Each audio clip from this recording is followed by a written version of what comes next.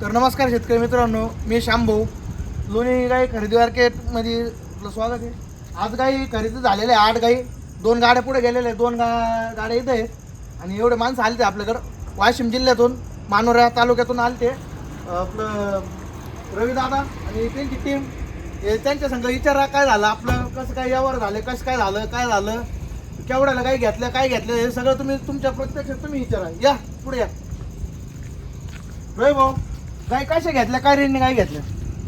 75,000, 78,000, 85,000. हा, तर गाय या वरात तुम्हाला काही फसवणूक काय वाटलं का? काहीच नाही.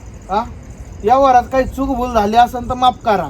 आणि मुद्दा एक महत्वाचा मुद्दा म्हणजे तुम्हाला सरमुख अंगपडीला जबाबदार आणि गाय तुम्हाला सगळं पिळून दिल्या की जेवढ्या जाणलेल्या घेतल्या तेवढ्या. हो. हा, आहे का? बाकीचं सगळं समाधानी आहात का? तुमची टीम समाधानी आहात का? हा, बाकीचं काय बोलायचं का?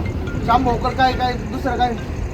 काय नाही, उशीर झालाय फक्त. हा, करा पण चला.